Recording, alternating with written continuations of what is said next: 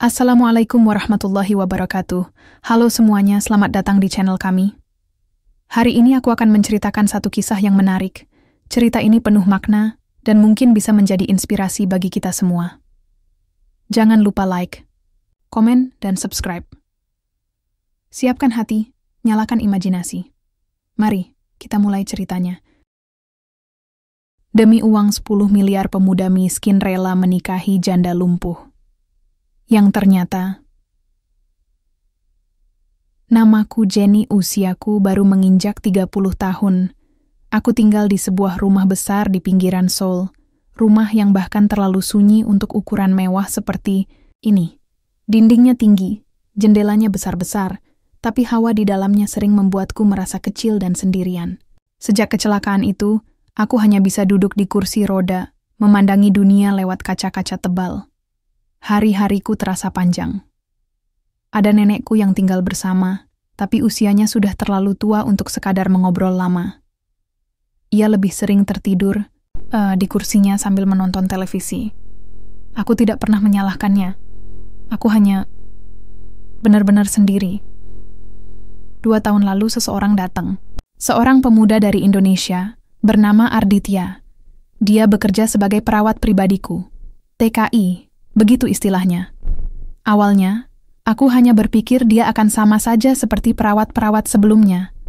Masuk kerja, merawat, lalu pulang tanpa peduli. Tapi ternyata tidak. Arditya berbeda. Dia memperlakukan aku seperti manusia, bukan sekadar pasien. Dia sabar, sopan, dan tidak banyak bicara.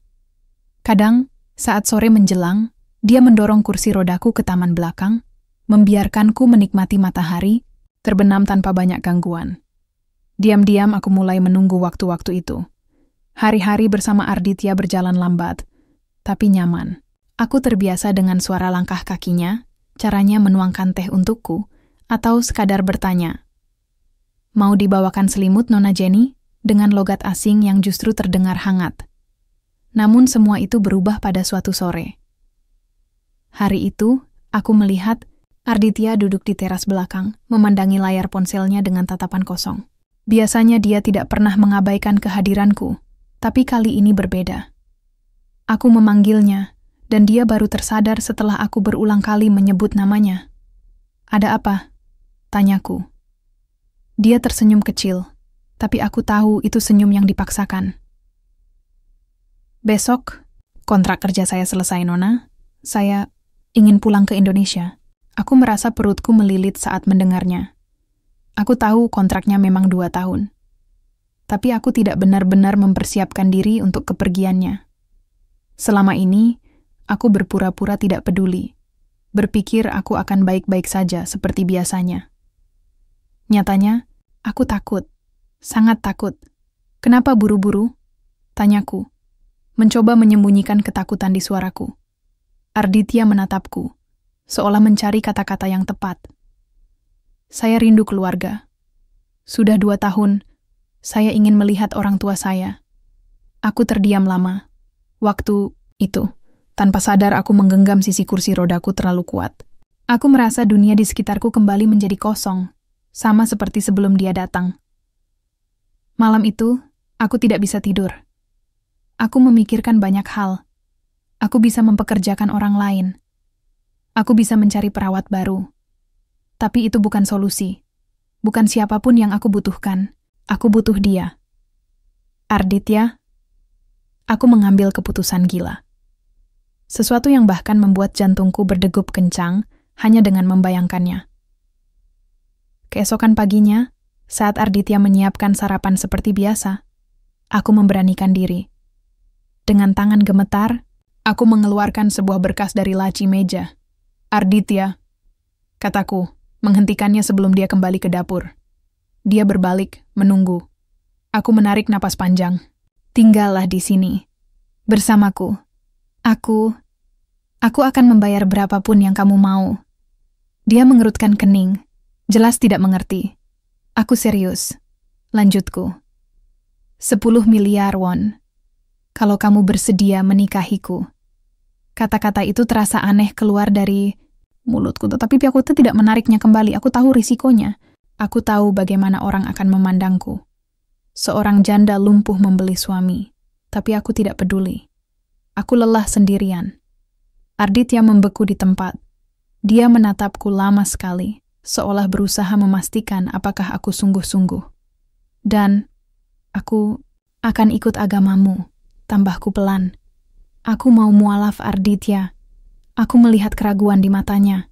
Aku tahu dia bukan pria serakah, tapi aku juga tahu beratnya kehidupan di negara asalnya. Aku sering mendengar ceritanya tentang sawah kecil keluarganya, tentang adik-adiknya yang masih sekolah. Aku memberinya waktu. Aku tidak ingin memaksanya, tapi aku berharap, dalam hatinya, dia tahu bahwa ini bukan hanya soal uang. Ini tentang dua orang sepi yang mencoba menemukan tempat berlabuh. Sore harinya, dia datang ke ruang tamu, membawa secarik kertas kecil di tangannya. Dia menundukkan kepala, lalu berkata, "Saya terima, Nona Jenny." Aku menahan air mataku sekuat mungkin. Untuk pertama kalinya dalam 2 tahun, aku merasa hidup lagi. Pagi itu, suasana rumah kami terasa berbeda. Biasanya sunyi, hanya suara langkah Arditya yang sesekali terdengar. Tapi kali ini, jantungku sendiri berdetak lebih keras daripada suara apapun di rumah ini. Nenek hanya memandangi kami dari kejauhan. Ia tidak banyak komentar, tapi aku bisa membaca sorot matanya. Ada pertanyaan besar di sana yang tidak terucapkan. Mungkin dia heran, bagaimana mungkin cucunya yang lumpuh ini tiba-tiba membuat keputusan besar seperti ini. Aku dan Arditya duduk berhadapan di ruang makan. Di atas meja, segelas teh masih mengepulkan asap. Aku menggenggam tangan kursi rodaku, erat-erat mencoba menjaga wibawa. "Apa kamu yakin?" tanyaku pelan. Arditya mengangguk. Wajahnya tenang, tapi aku tahu di balik itu ada badai yang sedang dia tahan. "Saya yakin, Nona. Kalau Nona Jenny serius, saya akan serius juga." Aku menarik napas lega. Meski hatiku campur aduk, setidaknya satu hal sudah pasti hari ini. Setelah itu, kami mulai membicarakan rencana sederhana. Kapan mengurus surat-surat, kapan menghubungi pengacara untuk urusan hukum, bahkan rencana kecil tentang acara pernikahan. Aku sempat berpikir Arditya akan memilih menikah diam-diam saja, tanpa pesta. Tapi anehnya, dia tidak menolak saat aku menawarkan pernikahan yang lebih formal. "Saya ingin keluarga Nona bangga," katanya lirih. Aku hampir saja menangis mendengarnya. Sejak siang itu, rumah kami mulai berubah. Beberapa orang datang, membantu mengurus dokumen. Konsultan pernikahan pun mulai mondar-mandir, membawa contoh dekorasi, foto gaun, daftar menu makanan. Arditya tetap bekerja seperti biasa, membersihkan ruanganku, menyiapkan makanan, membantu mandikan aku, tanpa sedikit pun berubah sikap. Seolah semuanya tetap normal, hanya ada satu perbedaan kecil. Caranya memandangku sekarang terasa lebih penuh tanggung jawab.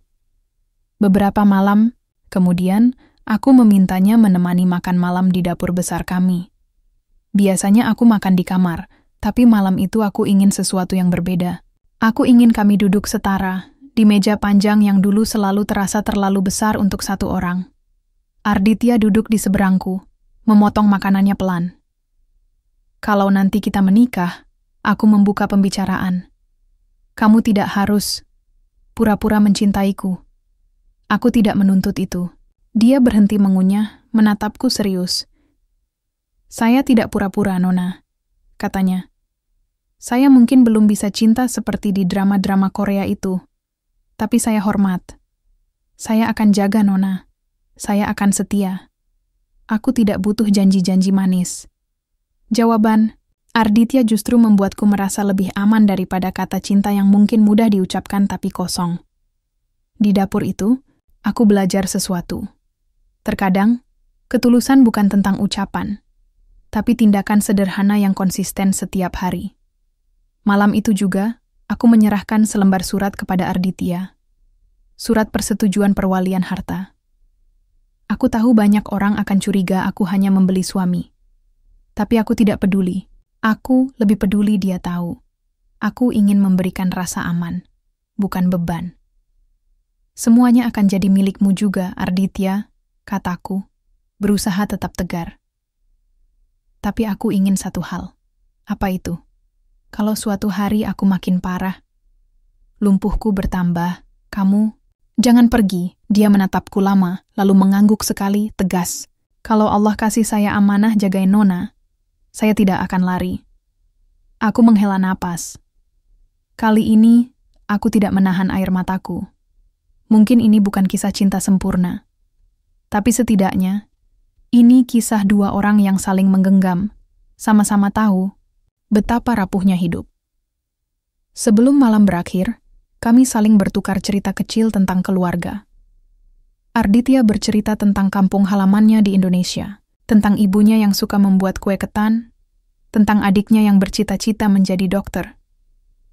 Aku bercerita tentang masa kecilku di Seoul, tentang taman musim semi di dekat rumah, tentang main layang-layang di atas bukit sebelum aku lumpuh. Di antara tawa kecil dan tatapan yang mulai menghangat, aku menyadari sesuatu. Mungkin bukan hanya aku yang butuh dia. Mungkin dia juga butuh aku. Pernikahan kami berlangsung megah. Lebih megah dari yang pernah aku bayangkan sebelumnya. Pesta diadakan di ballroom mewah dengan dekorasi bunga yang tak terhitung jumlahnya, tamu undangan yang mengenakan pakaian formal dan berdandan sempurna, serta kamera-kamera yang siap menangkap setiap detik acara. Semua hal itu aku saksikan dengan mata terbelalak. Aku tak pernah membayangkan bahwa hidupku akan berubah secepat ini. Pernikahan kami bukan hanya menyatukan dua orang yang berbeda dunia, tapi juga dua keinginan yang saling bertolak belakang. Aku ingin Arditya tetap di sini bersamaku, dan dia ingin keluarga serta kehidupan yang lebih baik di Indonesia. Namun kami berdua memilih untuk menjembatani perbedaan itu, meskipun alasan kami berbeda. Keluarga Arditya datang dari Indonesia, dan aku bisa melihat kekaguman mereka terhadap kehidupan yang kujalani. Mereka sangat terkesan dengan rumah besar kami, dengan segala fasilitas yang ada, dan tentu saja dengan uang yang aku tawarkan untuk Arditya. Namun ada satu hal yang tak bisa dibeli dengan semua itu. Kebahagiaan sejati.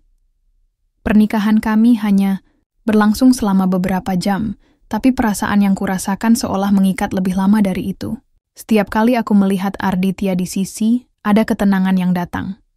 Meskipun kami tidak saling mencintai seperti pasangan lain, aku tahu bahwa ada sebuah ikatan kuat yang mulai tumbuh di antara kami. Itu bukan sekadar ikatan fisik, tapi sebuah kepercayaan yang perlahan mulai berkembang. Namun, di balik kebahagiaan yang ada sesuatu yang mulai mengganggu. Beberapa hari setelah pernikahan, aku mulai merasakan adanya jarak antara kami. Arditya tetap bekerja seperti biasa, melaksanakan tugas-tugasnya, namun ada sedikit perubahan dalam sikapnya. Tatapannya terkadang kosong, seolah pikirannya tidak ada di sini, bahkan saat dia ada di dekatku. Aku tidak bisa membiarkan hal itu terus berlanjut. Suatu malam, setelah makan malam yang sederhana di dapur, aku memutuskan untuk menanyakan apa yang sebenarnya terjadi. Arditya sedang duduk di sebelahku, menatap piringnya. Aku melihat keraguan di matanya, dan aku tahu ada yang tidak beres. "Ada apa, Arditya?" tanyaku dengan lembut, namun cukup tegas. "Kamu tampak tidak seperti biasanya." Dia terdiam sejenak, lalu menundukkan kepalanya. "Saya hanya merasa bingung," katanya pelan. "Semua ini terlalu cepat, Nona. Saya tidak tahu apakah saya bisa menyesuaikan diri dengan semuanya. Aku merasa sesuatu di dadaku. Bukan rasa marah, bukan juga kecewa. Hanya rasa khawatir." "Arditya, kamu tidak perlu merasa terbebani," kataku. "Ini adalah hidup kita bersama. Kamu tidak perlu merasa terpaksa. Kita berjalan bersama, bukan satu orang yang menarik yang lainnya." Dia mengangkat wajahnya, matanya bertemu mataku. Ada kejujuran dalam tatapannya, tetapi juga ketakutan. "Tapi, Nona," lanjutnya, "saya juga tidak bisa mengabaikan keluarga saya di Indonesia. Mereka masih membutuhkan saya." Aku menghela napas. Aku tahu itu bukan hanya tentang uang. Itu tentang rasa tanggung jawab yang dia bawa dari rumahnya. Tentang ikatan dengan keluarga yang tak bisa diputus begitu saja. "Saya mengerti, Arditya. Kamu bisa pulang kapan saja. Tidak ada yang memaksamu tinggal di sini. Dia terlihat terkejut, lalu berbisik, "Apa kamu serius, Nona?" Aku mengangguk. "Kamu berhak menentukan pilihanmu. Jangan tinggal karena uang atau karena saya. Tapi kalau kamu memutuskan untuk tinggal, itu karena kamu memilihnya." Keduanya terdiam lama, saling memandang, seakan mencoba memahami perasaan masing-masing. Disitulah aku menyadari bahwa ini bukan hanya tentang pernikahan kami. Ini tentang keberanian untuk memilih dan menghadapi kenyataan, tanpa menutup mata.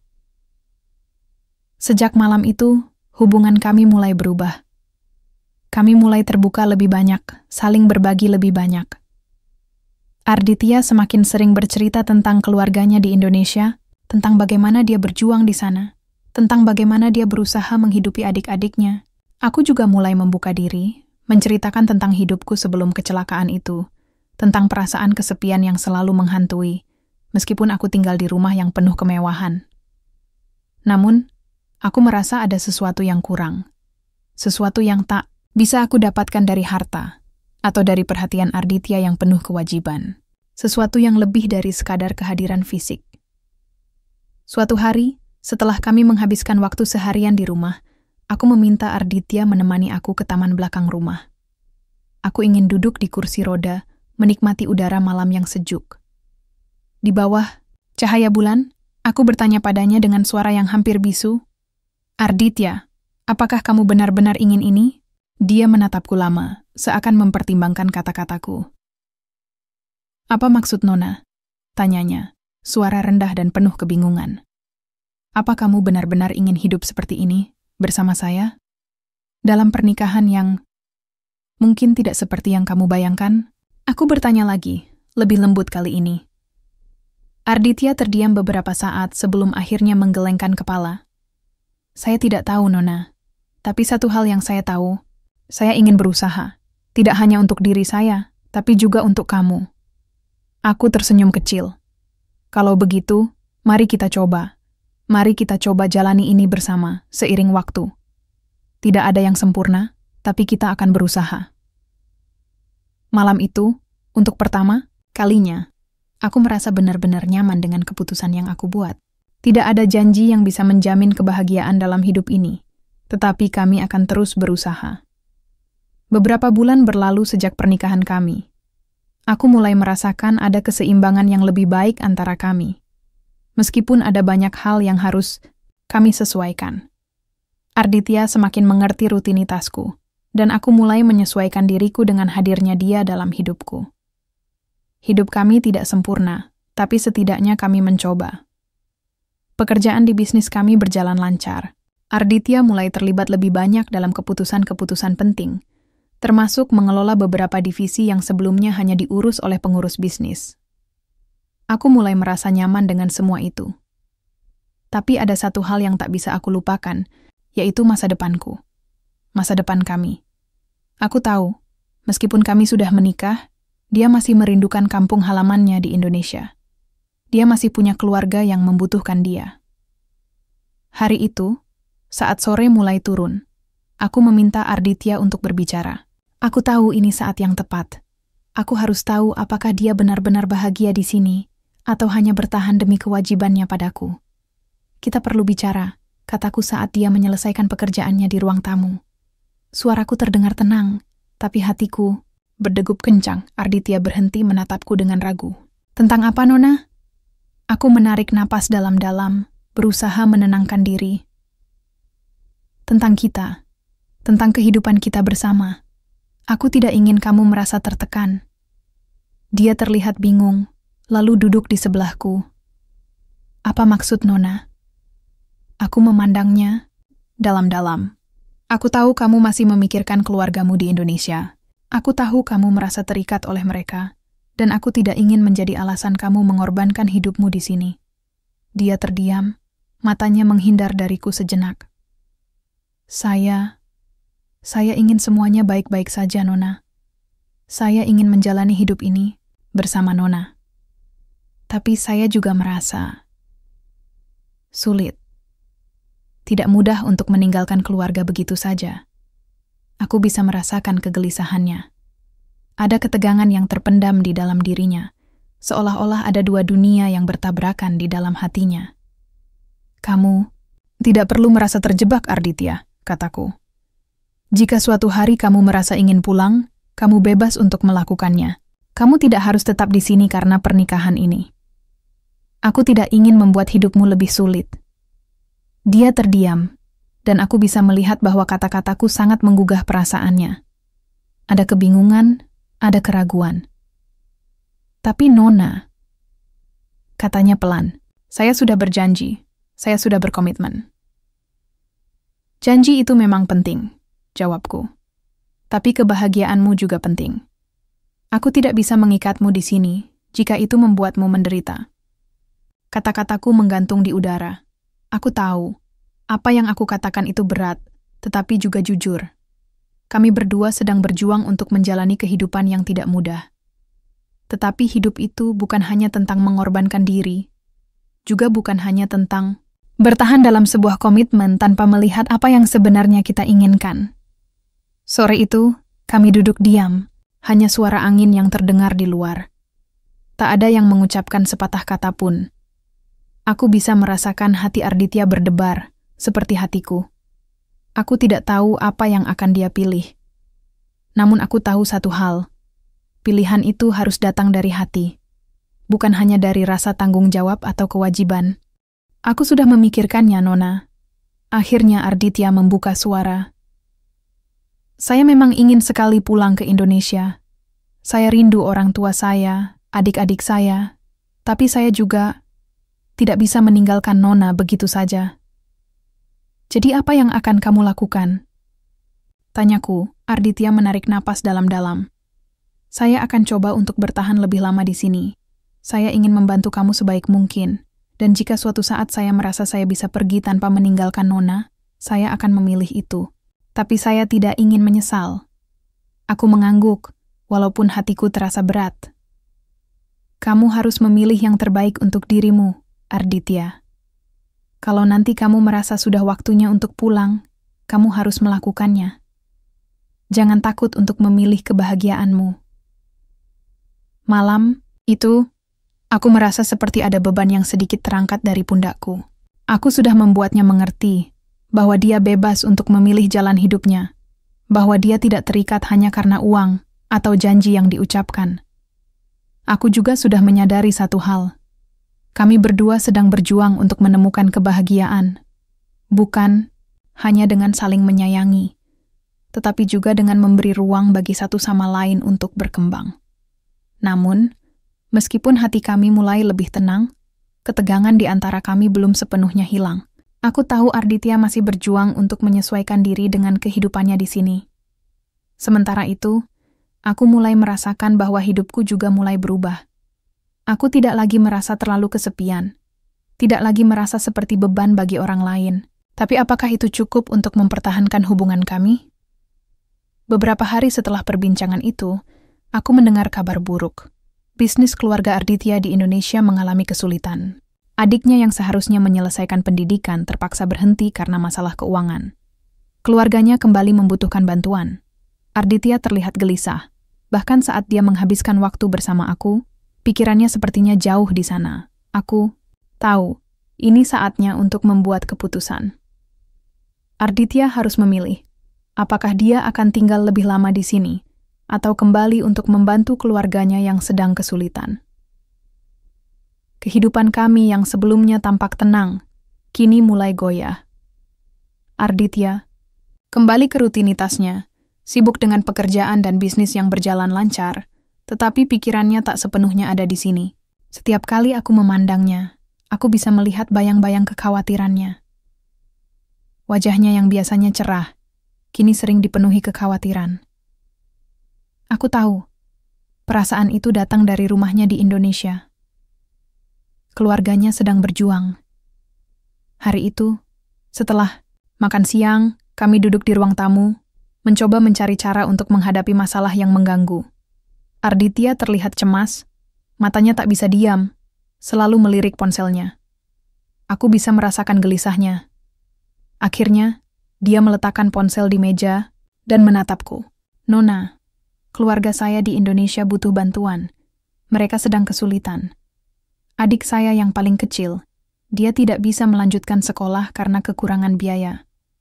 Orang tua saya juga tidak bisa membantu banyak, kata Arditya, suaranya terputus-putus. Aku mendengarnya dengan seksama dan hatiku tergerak. Aku tahu, ini adalah masalah besar baginya. Bagiku, masalah seperti ini bukanlah hal baru. Aku juga mengalaminya, berjuang untuk keluarga yang membutuhkan bantuan. Tapi kali ini, yang berbeda adalah Arditya, suami yang baru saja aku nikahi, menghadapi dilema besar. Kamu harus memutuskan, Arditya, jawabku pelan, meskipun hatiku juga terasa berat. Keluargamu di Indonesia membutuhkanmu. Tapi aku juga tidak ingin kamu merasa terperangkap di sini. Dia menggelengkan kepala, frustasi. Tapi Nona, saya tidak ingin meninggalkanmu begitu saja. Saya sudah berjanji untuk tetap di sini, untuk membantu kamu. Saya merasa terjebak antara dua dunia. Aku menghela napas, mencoba mengerti perasaannya. Mungkin perasaan itu sama yang pernah aku alami, berada di dua dunia yang berbeda, dengan dua tanggung jawab yang sangat berat. Aku tahu betul bagaimana rasanya harus membuat keputusan besar seperti ini. Namun, saat itu juga, aku merasa bahwa Arditya berhak untuk memilih jalannya sendiri. Arditya, aku mulai dengan hati-hati. Kamu tidak perlu merasa terjebak. Kamu sudah membuat pilihan besar dengan menikahiku. Tetapi aku tidak ingin kamu merasa tersiksa dengan pilihan itu. Aku tahu keluarga kamu penting, dan mereka membutuhkanmu. Kalau kamu merasa harus pulang, maka pergilah. Saya tidak akan menahanmu. Arditya menundukkan kepalanya. Tapi bagaimana dengan kamu, Nona? Apa yang akan kamu lakukan jika saya pergi? Aku diam sejenak, berpikir keras. Tidak mudah untuk membiarkan dia pergi. Meski hubungan kami baru saja dimulai, aku sudah merasa banyak hal berubah sejak pernikahan kami. Kehadiran Arditya memberiku semangat baru, dan aku mulai merasa bahwa aku tidak sendirian lagi. Tapi aku tahu, kebahagiaan Arditya juga sangat penting. Saya akan baik-baik saja, jawabku akhirnya, sambil menatapnya. Kamu tidak perlu khawatir tentang Daya. Kamu harus kembali ke keluarga kamu. Kalau kamu tidak bisa tenang di sini, itu tidak akan baik untuk kita berdua. Arditya terdiam, merenung dengan dalam. Aku bisa melihat ada banyak pertimbangan yang melintas di pikirannya. Mungkin hatinya tertarik untuk tetap tinggal dan berjuang bersama, tetapi akal sehatnya tahu bahwa keluarganya membutuhkan perhatian lebih dulu. Tidak ada yang lebih penting bagi seorang anak selain keluarga, apalagi jika mereka sedang menghadapi kesulitan. Aku harus pulang, akhirnya Arditya berkata, dengan suara yang lebih mantap dari sebelumnya. Keluargaku lebih membutuhkan saya saat ini. Tapi saya janji, saya tidak akan meninggalkanmu begitu saja, Nona. Kami akan menemukan cara untuk tetap menjaga hubungan ini. Aku tersenyum, meski rasa sakit itu ada. Terkadang, cinta bukan hanya tentang bersama. Terkadang, cinta adalah tentang memberi ruang bagi orang yang kita sayangi untuk memilih jalan mereka, meskipun itu berarti berpisah sementara. Kamu melakukan hal yang benar, Arditya, kataku, mencoba menenangkan perasaannya. Keluarga selalu datang pertama. Kami akan tetap bisa saling berhubungan. Tidak ada yang akan berubah, kecuali jarak. Arditya menatapku dengan tatapan penuh rasa terima kasih. Saya akan kembali, Nona. Saya janji. Aku mengangguk, meskipun hatiku tidak bisa sepenuhnya tenang. Memang benar. Kami berdua harus berjuang lebih keras. Hidup kami mungkin tidak mudah, tetapi aku percaya bahwa ini adalah langkah yang benar. Tidak semua hubungan harus selalu bersatu dalam jarak yang dekat. Kadang, jarak justru menguatkan ikatan itu. Beberapa hari kemudian, persiapan untuk keberangkatan Arditya pun dimulai. Kami berbicara panjang lebar tentang hal-hal kecil yang harus diselesaikan sebelum dia pergi. Dia mengurus segala keperluan perjalanan, mengatur semua urusan keluarga yang ada di Indonesia. Aku mencoba mendukungnya, meskipun di dalam hati, perasaan, takut dan cemas mulai muncul. Namun, Saat malam terakhir sebelum dia berangkat, aku mengajaknya untuk duduk di balkon rumah kami. Pemandangan malam kota Seoul yang indah, gemerlap lampu-lampu yang jauh di bawah kami, membuat suasana terasa sedikit lebih ringan. "Saya akan kembali, Nona," kata Arditya, menatapku dengan tatapan serius. "Aku tahu," jawabku pelan. "Kamu pasti akan kembali. Ini hanya sementara. Kita akan selalu punya cara untuk menjaga komunikasi." Kami duduk diam, menikmati keheningan yang mendalam. Mungkin ini bukan akhir dari kisah kami. Mungkin ini hanya awal dari perjalanan yang lebih panjang. Tidak ada yang tahu apa yang akan terjadi di masa depan. Tapi untuk saat itu, aku merasa bahwa keputusan yang kami buat adalah yang terbaik untuk keduanya. Waktu berlalu dengan cepat. Arditya akhirnya berangkat ke Indonesia setelah keputusan besar yang kami buat bersama.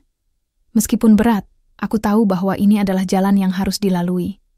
Selama beberapa minggu setelah kepergiannya, aku merasa ada kekosongan yang luar biasa.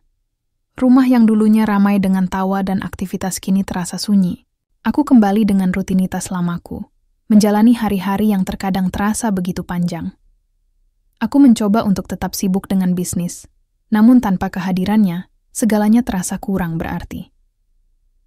Setiap kali aku melihat ponsel, berharap ada pesan darinya, aku selalu kecewa. Terkadang, dia menghubungiku untuk memberitahuku perkembangan keluarga di Indonesia. Tapi percakapan itu tidak pernah lama. Tentu saja, aku mengerti. Keluarganya lebih membutuhkan perhatian daripada aku saat ini. Namun, ada sesuatu yang aneh terjadi.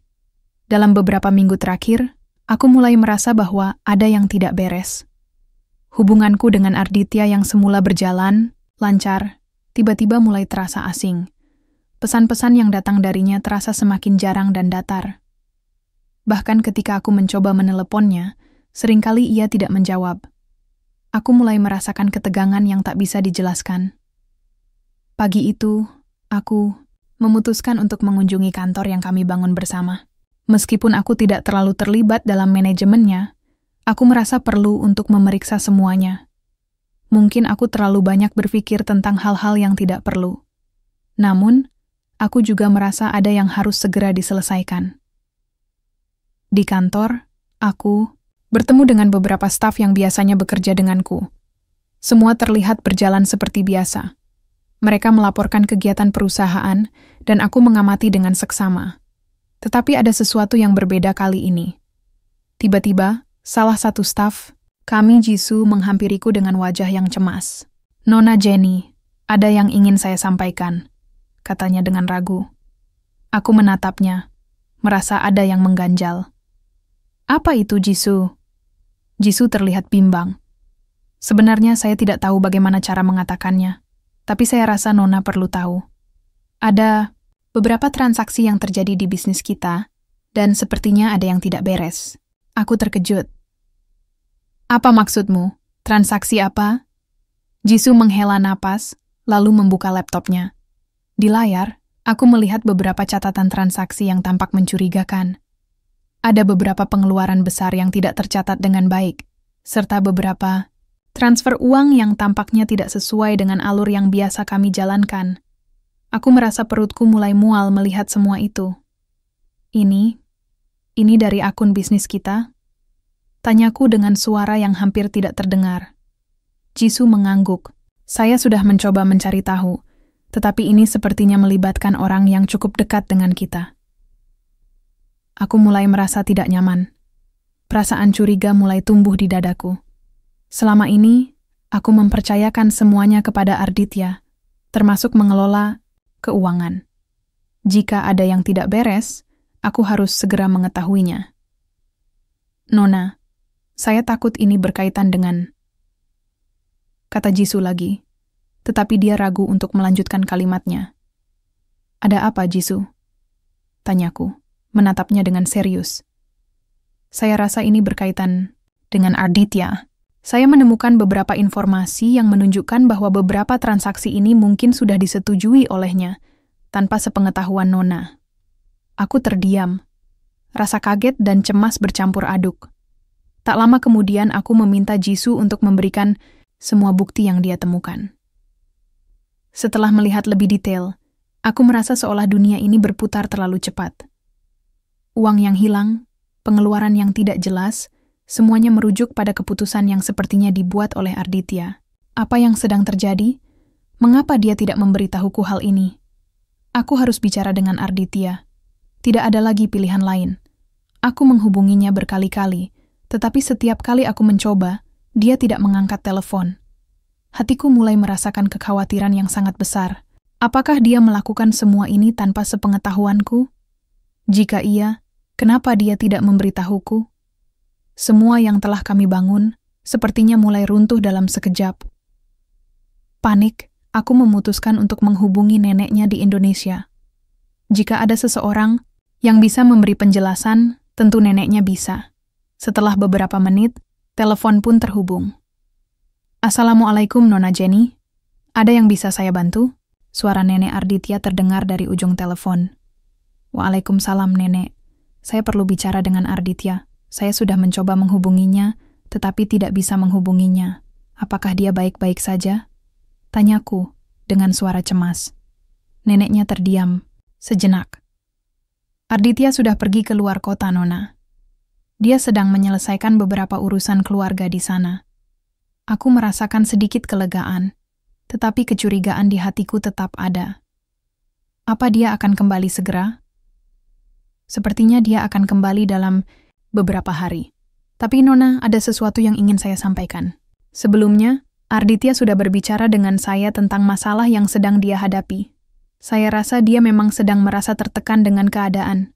Terkejut dengan jawaban neneknya, aku bertanya lagi. Masalah apa yang sedang dia hadapi, Nenek? Nona, saya masih tidak bisa mengatakan lebih banyak, tetapi saya rasa Nona sudah tahu bahwa Arditya sangat mencintai keluarganya. Terkadang dia harus membuat keputusan sulit. Saya hanya berharap Nona bisa memberikan waktu dan kesempatan padanya untuk memperbaiki semuanya.